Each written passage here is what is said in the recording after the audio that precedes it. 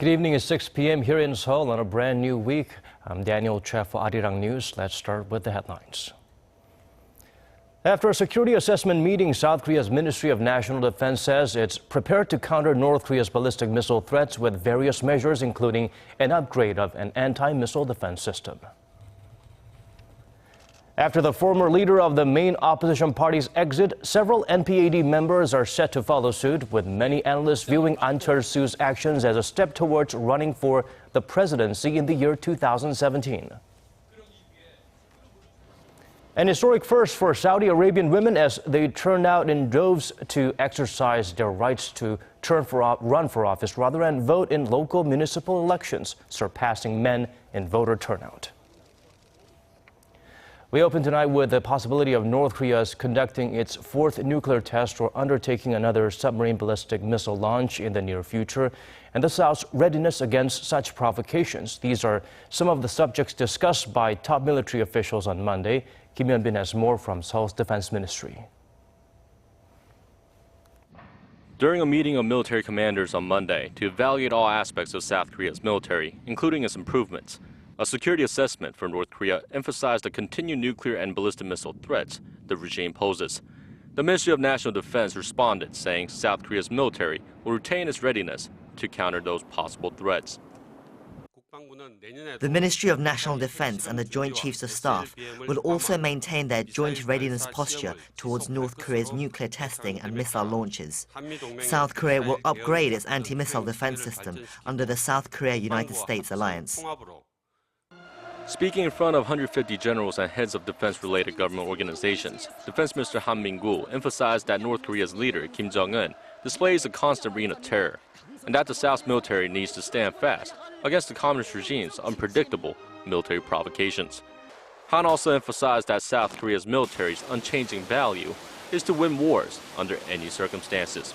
The ministry also says Korea plans to increase its counter-terrorism abilities next year to better guard against security threats from Pyongyang. This includes establishing a cyber defense research center to counter the North's growing cyber threats. Kim Moo-sung, Arirang News. Let's turn over to the chaos engulfing Korea's main opposition party now.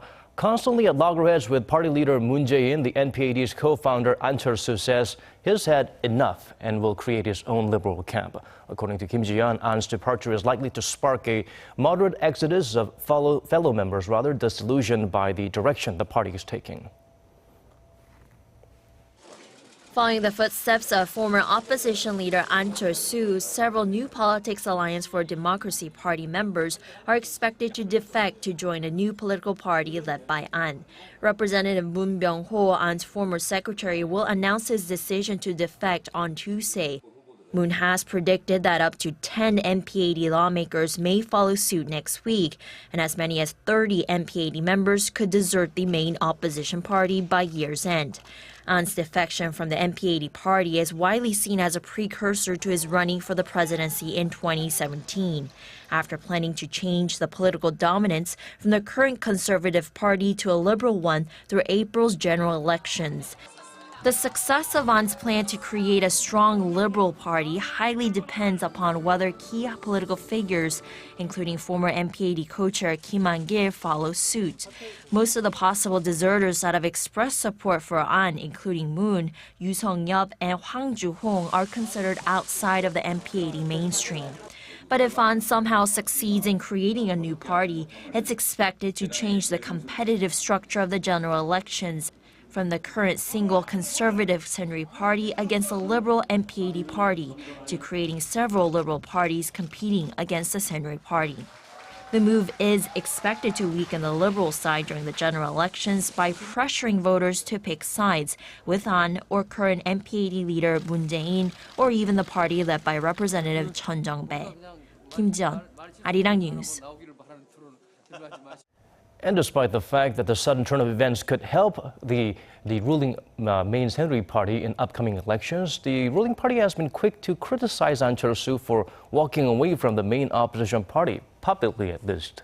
Speaking at a Supreme Council meeting this morning, Saenuri Chair Kim Moo-sung said that as a politician, he felt deeply embarrassed and ashamed of Ahn Cheol-soo's decision to defect from the NPAD. He said Ahn's exit and the growing discord within the main opposition party is nothing more than a scramble for votes ahead of next April's general election. The ruling party also expressed concern the opposition's split could negatively impact Tuesday's plenary session as some major bills are still awaiting approval. The National Assembly, already in turmoil after Ahn Cheol-soo's latest move, has failed to pass a handful of urgent bills during its regular sessions this year. President Park Geun-hye criticized lawmakers, accusing them of engaging in politics only for themselves. Song Ji-sun tells us more. President Park Geun-hye on Monday criticized the parliament for not doing its job and for only caring about their own party's interests. After meeting with chief secretaries, President Park said lawmakers are only concerned about their own good, not the public, and questioned why the National Assembly existed. 세계적으로 테러 위협이 커지고 있는 상황에서 테러 방지법조차 통과시키지 못한 것에 대해서 국회의 존재 이유를 묻지 않을 수 없습니다. 국회가 경제 활성화 법안과 국민의 생명 안전과 직결된 법안들에는 관심을 기울이지 않고 국민들의 삶과 동떨어진 내부 문제에만 매몰되고 있는 것은 국민과 민생을 외면하고 있는 것이나 다름없습니다. Her remarks follow Ahn Cheol-soo's announcement on Sunday to withdraw from the opposition party, which led to dozens of lawmakers following suit and the likelihood of the launch of a separate party.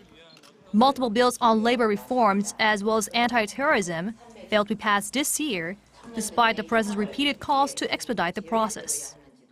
Park reiterated the need to pass pending bills, stressing the importance of timing and warning that things could take even longer should this window of opportunity close. Song Ji-sun, Arirang News. Moving on, Korea's financial watchdog is set to introduce some changes in February, including tightened mortgage loan screening procedure for banks in Seoul, measures that may be effective in curbing debt, but they could cause concerns on a different front. Shin Se-min has the pros and cons of the detailed guidelines to tackle the country's ever-rising household debt. Korea's financial regulator is taking a stab at the country's soaring housing debt, fueled by a string of government-led stimulus programs. The Financial Services Commission said starting next year, it'll tighten mortgage screening systems, assessing the borrower's ability to fully repay debt, unlike the current focus, which is more on whether they can repay interest. Applicants will be asked for additional data such as proof of regular income or spending, as well as credit card and insurance payment data, rather than just the value of owned collateral. The banks will also evaluate borrowing limits based on higher rates, keeping in mind the U.S. Federal Reserve is widely expected to boost its benchmark rate from near zero in its upcoming meeting. Higher rates in the U.S. have policymakers worried, as they could ultimately lead to higher borrowing costs in Korea, in turn hurting households that took out loans on the back of a record low base rate of 1.5%. Korea's household debt hit a fresh high at 1,166 trillion won, or some $980 billion as of the third quarter, a jump of 10% from a year earlier. But with the introduction of these new guidelines, some worry about the impact it'll have on the housing market once boosted by eased mortgage regulations. The new guidelines are only focusing on mortgage-backed loans, while more than half of the loans are taken out for living costs, not to purchase houses. It could in turn dampen the country's housing market. During the third quarter, home transactions spiked over 20% on year. The financial watchdog attributed the improved housing market to a rise in mortgage loans, with the amount of debt standing at nearly $544 billion in September. Shin Se-min, Arirang News. Korea is notorious for its long working hours, but a new report shows Koreans also work the longest after the legal retirement age. However, something to note is that even if they work, 1 in 2 elderly people still live below the poverty line. Kim Moo-sung sheds light on the grim reality for many elderly Koreans. Koreans are working more than anyone else in the OECD. According to an OECD report, the actual age at which Korean men retired stood at 72.9 years in 2014. That's up 1.8 years from the previous year and puts Korea #1 among 34 OECD member countries. The situation wasn't much different for Korean women, who left the job market completely at nearly 71 years old. It means both Korean men and women work more than 10 years after the legal retirement age of 60.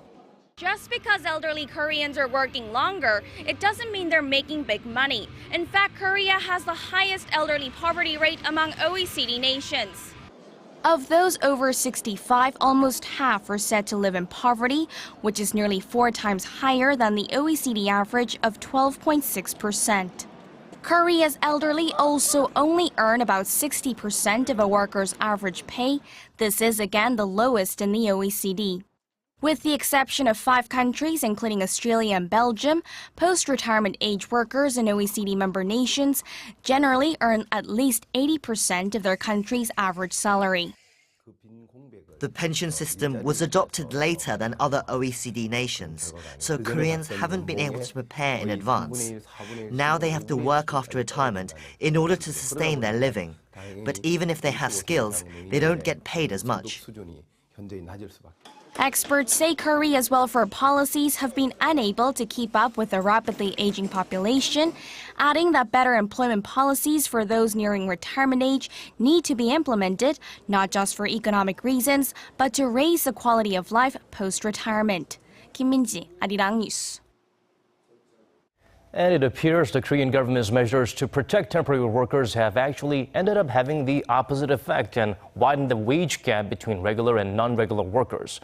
According to a report released by the Korea Economic Research Institute on Monday, wages of non-regular employees dropped from nearly 75% of wages of regular workers in 2005 to just over 65% in 2009. Korea's non-regular employee protection laws were enforced since 2007 and applied to all businesses in 2009.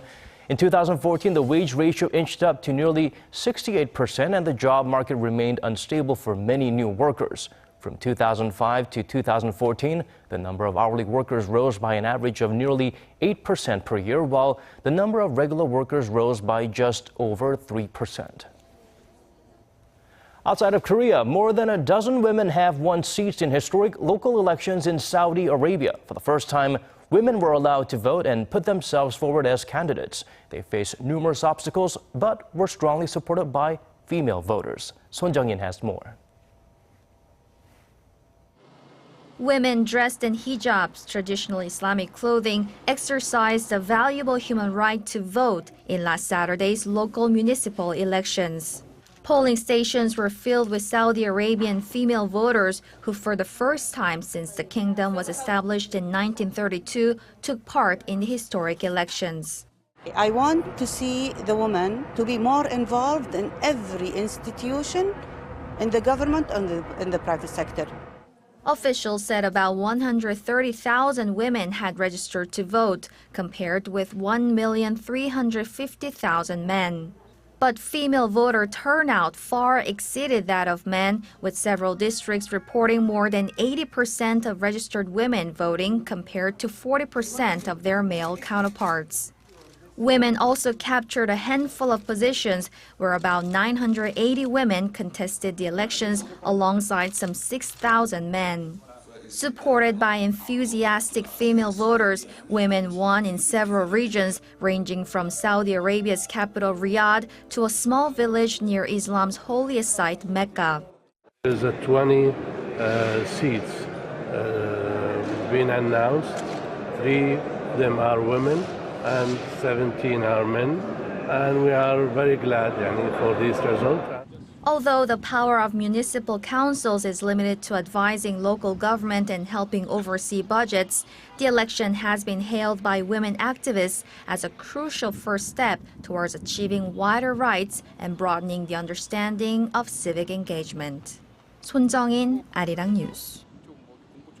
Turning our focus to other parts of our world, despite leading in last week's first round of elections, France's far-right National Front has failed to win any regions in the second round. The results of Sunday's election shows the tactical voting encouraged by the 2 main opposition parties worked in keeping out the Nationalist Party. For details, let's turn to Kwon Jang-ho. After looking so promising, It's a crushing blow for Marine Le Pen and the National Front Party. In the first round of elections last week, the party was leading 6 of the 13 national regions, the best result it had ever had. But in the end, they failed to gain a majority in any region, with exit polls showing they were third overall. Following last week's shock result, the two main parties, the Republicans and Socialists, rallied the public for higher turnout. Socialist candidates dropped out in the 2 districts where Marine Le Pen and her niece Marion Maréchal Le Pen were running, and in an unprecedented move, were encouraged to vote for the Republican candidates. Marion Maréchal Le Pen was quick to condemn the tactic in a bitter concession speech. There are victories that shame the winners. In the name of the Republic, they have sunk democracy tonight. The main parties were able to breathe a sigh of relief, but the anti-immigration, anti-European National Front Party still gained hundreds of regional councillors across the nation, tripling its presence in regional councils. With France seeing record joblessness and deepening social divides, it is a warning that many of its citizens are losing faith in the main parties.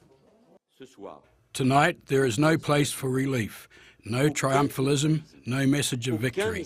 The danger posed by the far right has not gone away. Far from it. I won't forget the results of the first round and of previous elections. The Nicolas Sarkozy-led Republican Party is projected to win 7 regions, the ruling Socialist Party 5, with a local Nationalist Party win in Corsica. The final results are expected Monday morning local time. In the meantime, Marine Le Pen will be regrouping in preparation for the presidential elections in 18 months' time. Kwon Jang-ho, Arirang News. That's it from us. Thank you for watching.